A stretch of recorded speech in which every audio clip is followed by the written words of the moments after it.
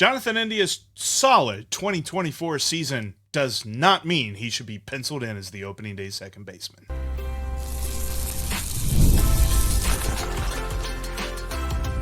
You are Locked On Reds, your daily Cincinnati Reds podcast, part of the Locked On Podcast Network, your team every day.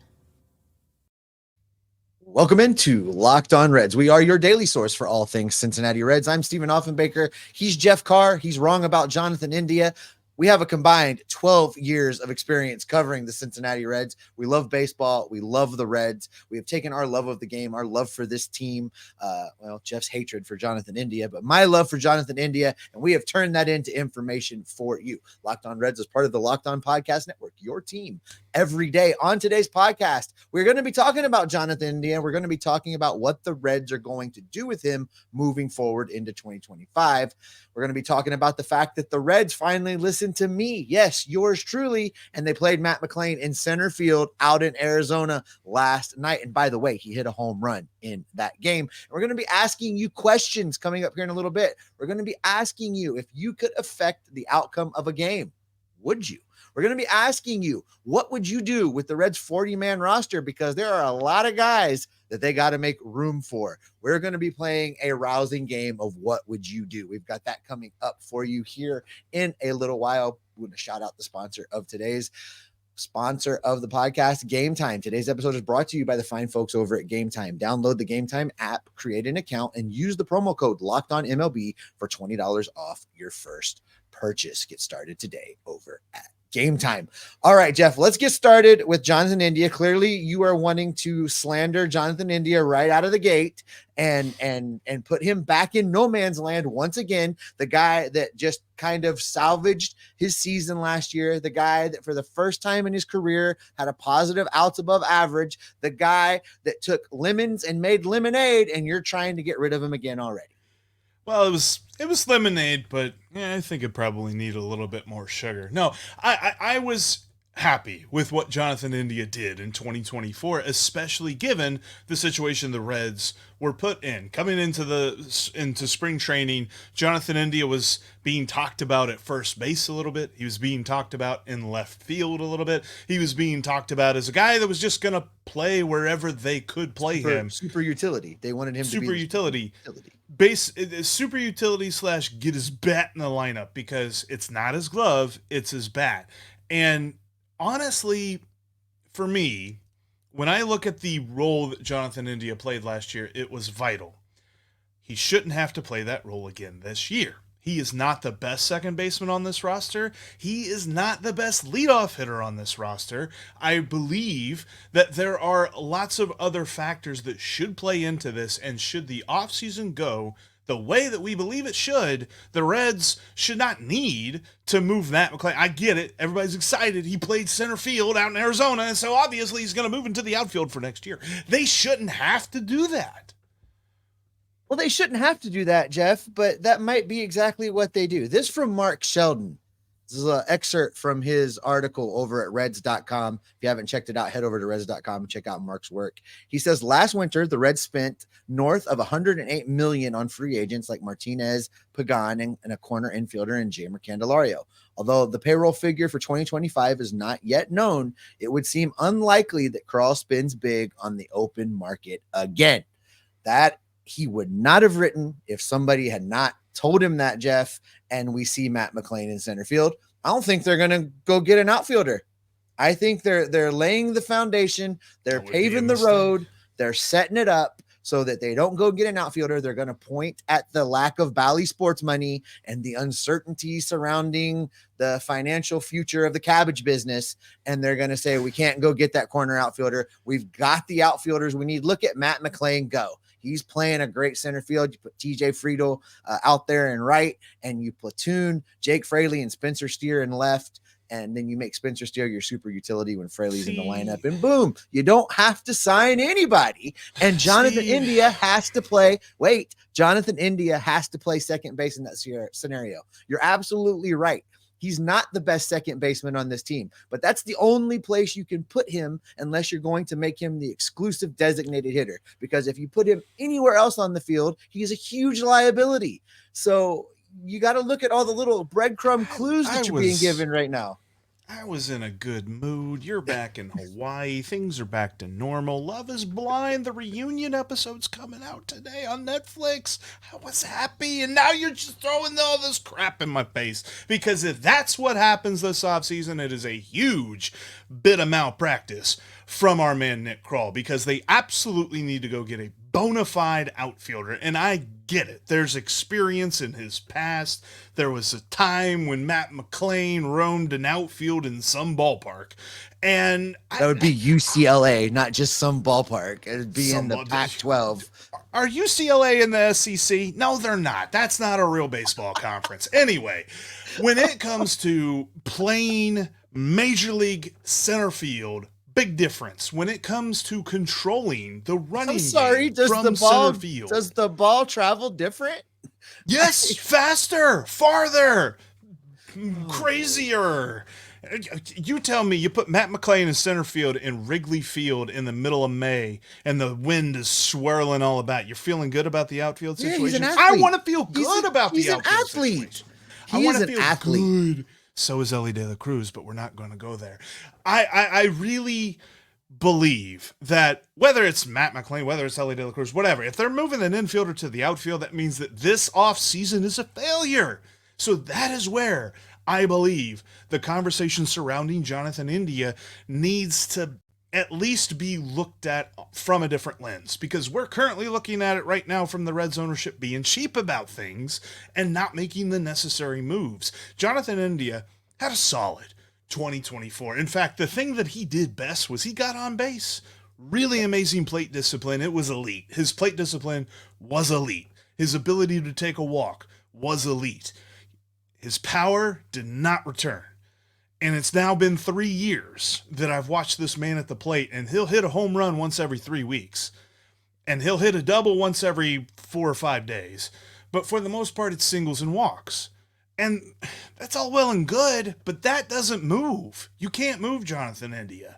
And that's the hard part of this equation, is that it's not either or. Because if you have to move somebody, you're moving Matt McLain. But if you have to move somebody, it's because you've had a bad offseason. And when I look at Jonathan India as a whole, based on what he has done, where he has been, and what he did in 2024, his trade value is never going to get higher. And I believe that if you're going to do it, you got to do it now, because I don't think he gets better next year. Okay, so 1.7 WAR last year, wins above replacement, 1.7. Looking at his numbers, Jeff, you're probably right. His trade value is probably not going to get any higher than it is right now. 105 OPS plus last season. Here's the thing. I don't think they're looking to trade him. I don't think that he's on the trade block. I want to be clear. The scenario that I'm painting for you, this is not what Steve wants to do. I want to go get Santander. I've said that since the day the season ended. I want them to go get Santander. But I'm starting to feel like that the Reds front office is throwing breadcrumbs at us, trying to tamp down expectation, and I don't like it. And you're absolutely right. If this is what they do, if they just move people around and roll with what they got and say, look, we've got our team, we got better, it's the same as a trade because everybody got healthy, Jeff. If they do that crap, then yes, the offseason is an absolute failure. But I'm going to go hot takey even a little bit more. If they don't trade Jonathan India, if they don't sign an outfielder, even if they do sign an outfielder, let's say they do sign an outfielder, I'm still moving Matt McLain. Jonathan India has to play second base. You can't play him anywhere else. You have led the charge, and I'm being tired of just sticking people in positions in the field and hoping that they figure it out. And how much grief did you give Spencer Steer and labeling him not an outfielder? And you're not wrong about that. It's the same thing with Jonathan India. He is not a major league third baseman. He is not a major league shortstop, and he is not a major league outfielder. So you either make him the DH or he plays second base. That's all that you can do with him. And I am remembering your conversation with Matt McLain where you asked him what position he played, and he said shortstop, and that's not happening. So he's finding a home there too. And also, I'm also remembering there was a game in Arizona where CES played right field, We got way more excited about Matt McLain playing center field. They put CES in Yeah, I right think field CES has a total of like out in 4 Arizona. innings between minor league baseball and Major League Baseball in the outfield. And I think this is a bit of evaluation. Like they're not because a guy's in Arizona, he's playing a position in Arizona. That's where he's playing in the field this next season. But there's definitely more credence to Matt McLain being the guy that moves than CES. But I kind of want to. We got a lot more to talk about. Yeah, we got a lot more to talk about with Matt McLain and Jonathan India and all of these pieces. There's a lot of dominoes here. So let's continue this on the other side. We'll be back with more Jonathan India and Matt McLain talk right after this. Did your fantasy season get off to a rough start? Bounce back with Prize Picks, America's #1 daily fantasy sports app.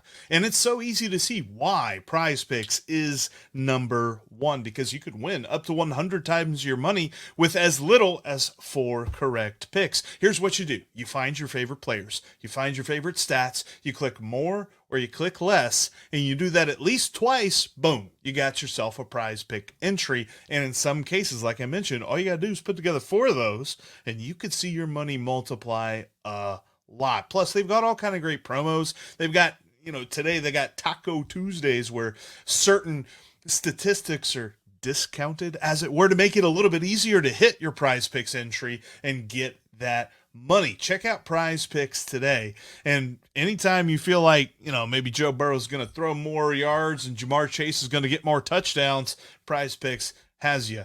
Use the code LOCKEDONMLB and you'll get $50 instantly when you play $5. That's LOCKEDONMLB on Prize Picks to get $50 instantly when you play $5. You don't even need to win to receive that $50. It's guaranteed. Prize Picks. Run your game.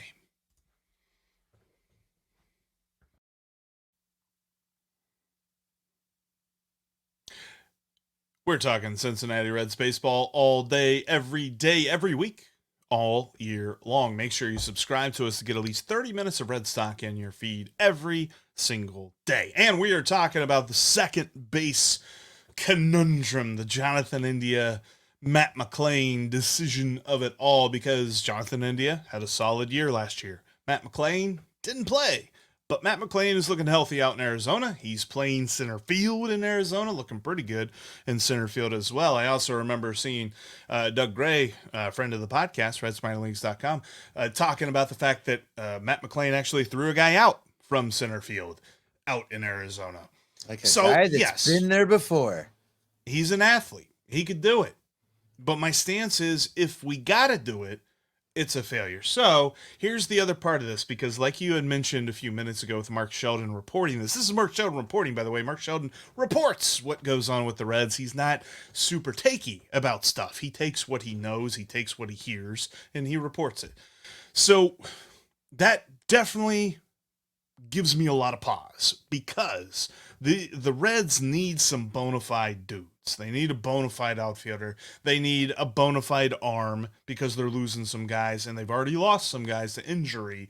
They need some things. And if they're going to sit on their hands and they're going to rearrange pieces on the board and say, this is how this is going to be, they're really not going to build on the momentum that they started this offseason off by hiring Terry Francona. That's the one thing that still gives me pause. Now, both things can be true. They could go get an outfielder. They could go fill that need, and that would be it.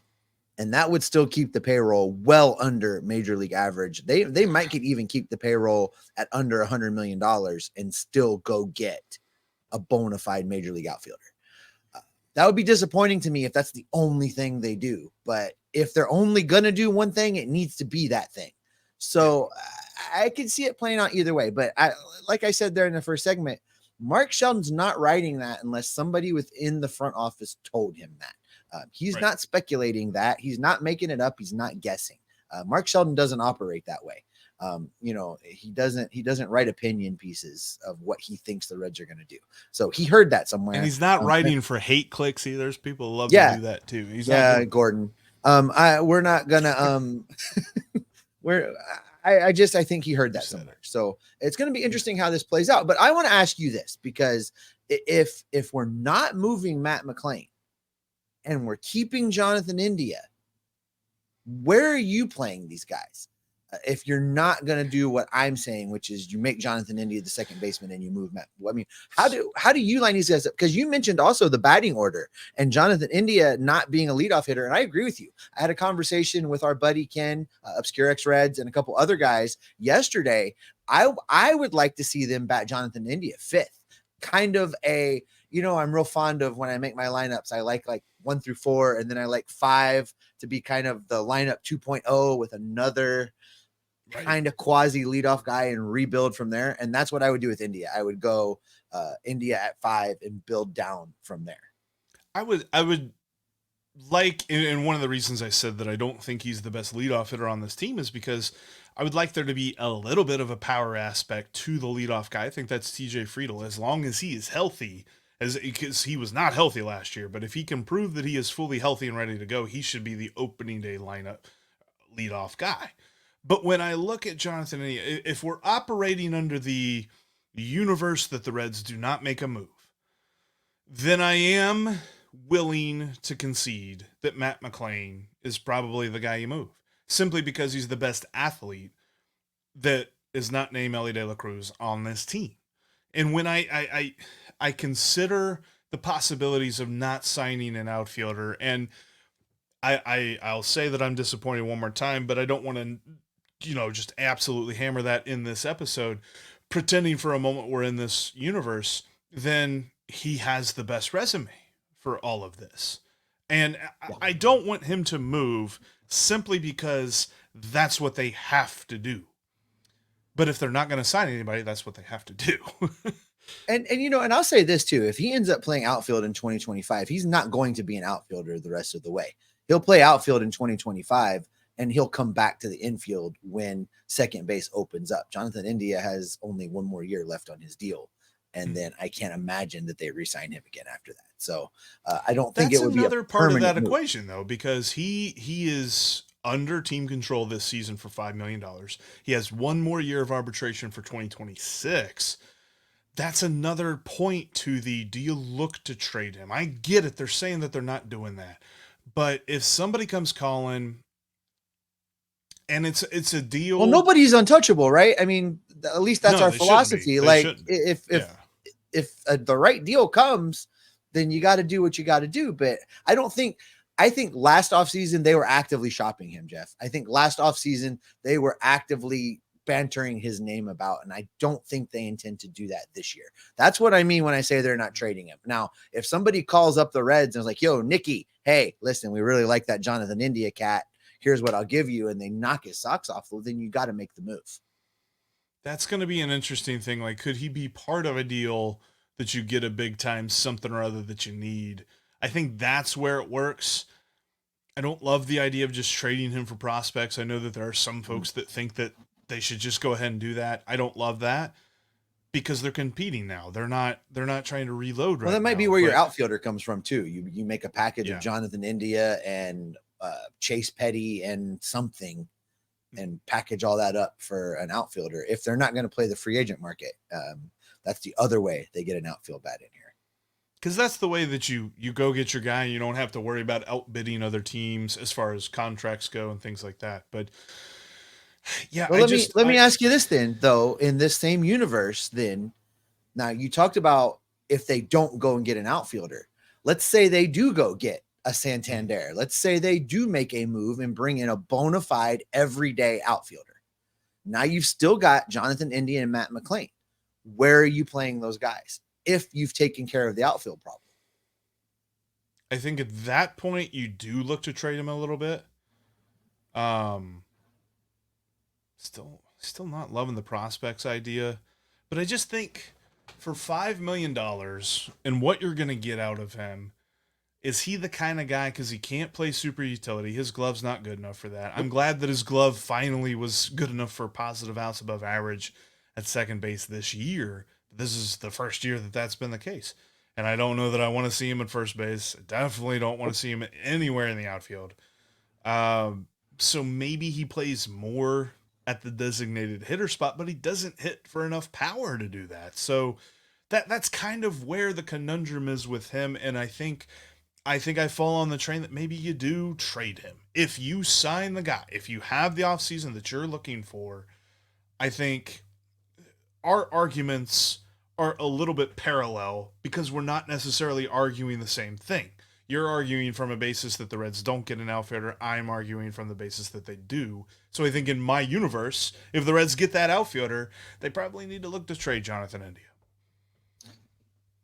Well, that's going to be interesting, Jeff. I mean, they've said they're not going to do that, and thus it's very confusing. They play things close to the best. If there's anything that the front office is elite at, it's playing things close to the best. The messages coming out of the front office already, just since the season ended, have been bewildering at times, Jeff. Somehow they're trying to counteract the Terry Francona good vibes. I don't know why they're doing that, but yeah. Speaking of Terry Francona, by the way, and we didn't have this anywhere, but I don't know if you saw, he's in the Dominican. Kudos to Terry Francona. Like, he is just getting out there. Reds released pictures yesterday of Terry hanging out with Noelvi Marte and Ellie De La Cruz and somebody else whose name is Candelario, I think, as well. That's right, Jamer Candelario. Kudos to Terry getting out there and meeting the guys and talking story, as they say here in Hawaii, and trying to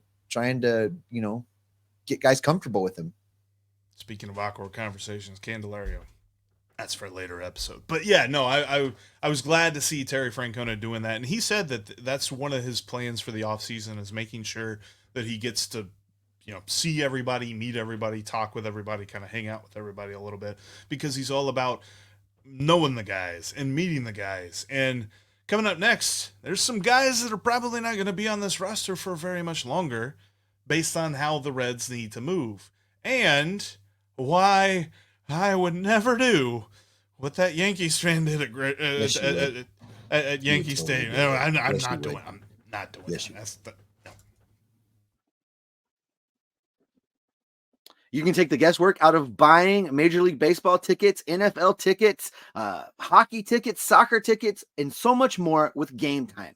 All you need to do is download the Game Time app, create an account, and use the code LOCKEDONMLB, and you're going to get $20 off your first purchase. And that's going to be a purchase of a ticket that's already greatly discounted, because Game Time is where it's at to get your last minute tickets at a low price. Jeff and I have talked about this all season long. We use this app all the time. Both of us do.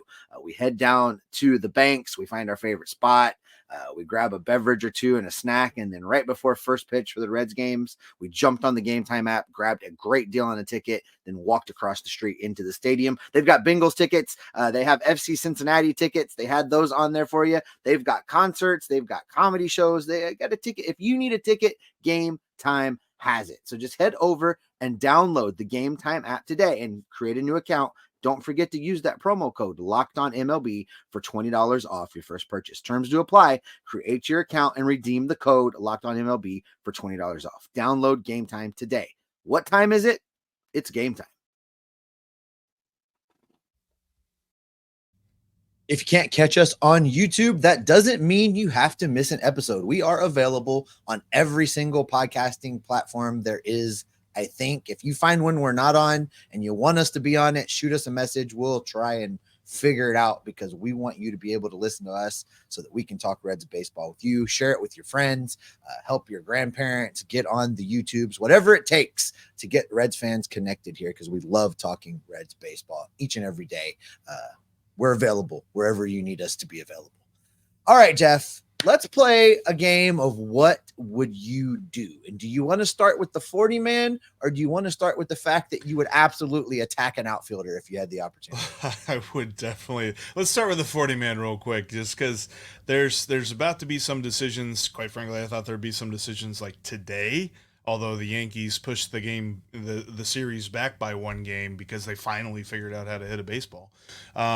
But shout out to Stacy, by the way. Let me ask you this. If the Yankees come back and win this World Series, how is she going to walk back at Locked On Yankees calling for Aaron Boone's head yesterday? I'm just kind of curious how that's going to work.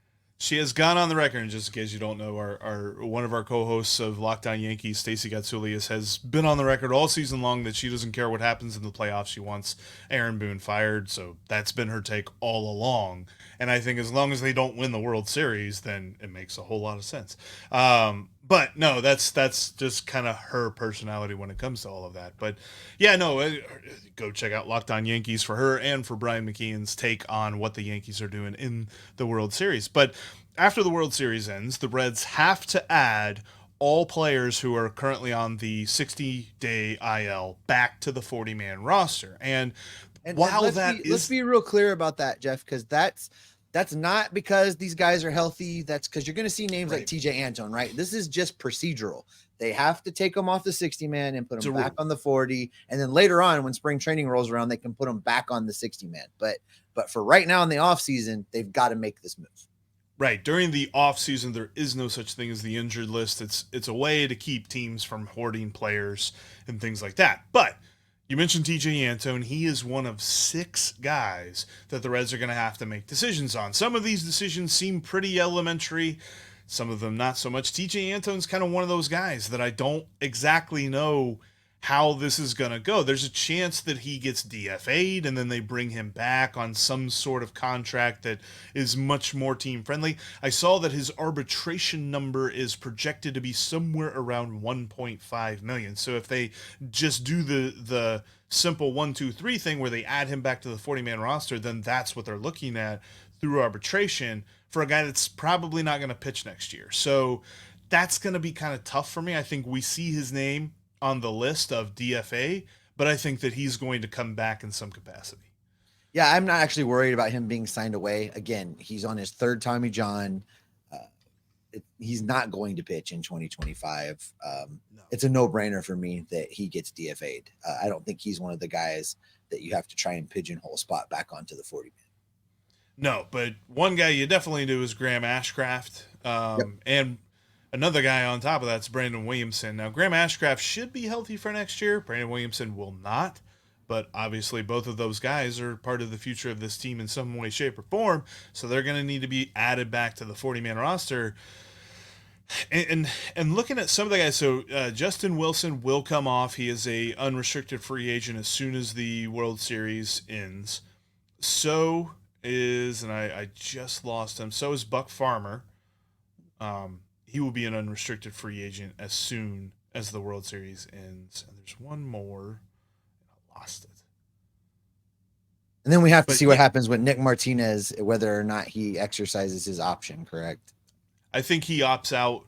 But I don't know.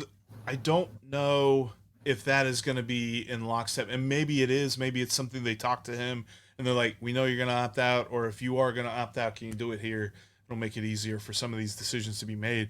But there's a third guy, and I'm blanking on the third guy as to who is going to become a free agent off the 40-man roster. So that's 3 guys, and then a 4th if Nick Martinez opts out, a 5th if Jacob Junis opts out. And then you've got to look at Stuart Fairchild and Austin Wynns on top of Christian Roa, which Christian Roa is an interesting thing for me because he was added to the Major League roster midway through the season only to be put on the IL. So I think that there's something to this. I think they may end up keeping him on the 40-man roster. Are you in the camp designate Stuart Fairchild for assignment? I don't know. Because I do like what he did last year. I just know that he is a platoon-only guy, left-handed pitching only. I don't want to see him against a righty. But I know that when he's in the game, he's going to be okay. And he's a good, 5th outfield type option, if that's what you're looking at. But maybe the Reds think that they've got somebody else like that on the 40-man currently, and they can just move on from him. That's going to kind of be the thing. Because I remember the report on him was that he is most likely going to be ready for spring training, but it's not a 100% certainty. And then I think I'm designating Austin Wynns. I think I'll take my chances. If you lose him, you lose him. It's not a huge loss. Just not a huge loss. So I think that one's fairly easy as well. So that's probably how that's going to go. I think there's something to the Reds adding Christian Roa midway through the season. I believe he'll be okay to pitch. I have to look more into that one. All right, Jeff, real quick, let's talk about you saying you would not assault an outfielder if given the opportunity. For those of you that didn't see it, last night out in the Bronx, Mookie Betts goes into the stands to Right rob a field ball, corner. Yeah. right field corner, and these Foul two territory. jackasses, and I know we're not supposed to use those words, but these two jackasses down the right field line not only try and interfere with the play, they're trying to rip Mookie's glove right off his hand. They end up getting kicked out of the stadium. They're escorted out by security. Everybody was right on top of it as far as the umpires and the video, and it was very clear what happened. It was an out. The fans weren't successful, but wow. So the question is, Jeff, would you try and interfere with a play if given the opportunity? And I do want to kind of qualify this because there were two guys involved. The first guy, so Betts like jumps up and reaches into the stands, and the way that his glove is it's kind of in this guy's lap. And so the guy was probably just, reacting. He's like, oh, there's a glove here, and he just grabs onto it, and he's probably freaking out like, what's going on? I can't let go. And it's like, okay, I kind of give him a pass. I don't give a pass to the guy that reaches in as Mookie Betts is trying to reach up and like pull his own glove back. This other guy, like a row in front of him, like turns around and says, and he tries to pull Mookie Betts' other arm away. Like, one guy reacted, the other guy like acted. It wasn't like hey. It was like no. It was a cognizant. There's no way I would do this. I mean, there's the way that I think both of those guys acted, are going to be banned. They're going to be banned from Major League Baseball forever now. And right. I think it's funny because there was definitely a delineation there. Like if it was a Yankees fan that was reacting on Twitter, I don't think I saw Stacy's reaction to this, but if there was a Yankees fan that was reacting on Twitter, they were all kind of in support of it.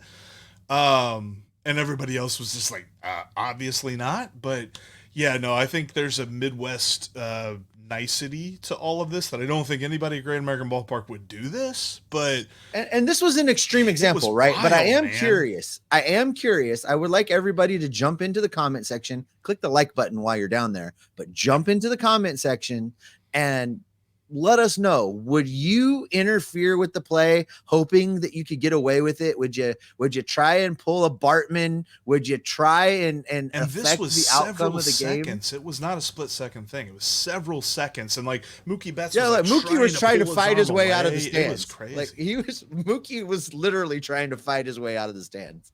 Like I thought the umpire was going to have to come up and be like, "Look, go, you're done. Get out. You're out of here." Throw. Maybe he thought maybe that was the umpire that threw out Aaron Boone. You remember early on in the season when Aaron Boone got thrown out and he said that it was like a fan up in the stands that yelled. Maybe it was that same umpire. He was thinking, he's like, wait, should I throw out Aaron Boone or the fan that's trying to get Mookie Betts? All right, anyway, yeah. But no, I wouldn't do that. That's crazy.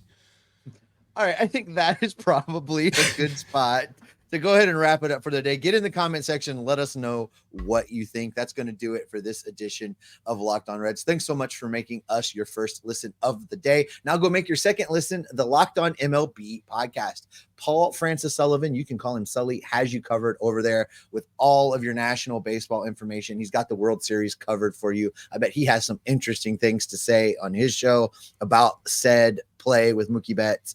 Kind of look forward to hearing what Sully has to say about that. If you want to check it out, the link for it's right down in the description of our show today. You don't even have to look for it. Go check out the Locked On MLB podcast. It's part of the Locked On Podcast Network, your team every day. Until next time, we're going to keep you Locked On Reds every single day. I think you would absolutely do it. I think Sully has like a ranking of historic plays that are comparable to this.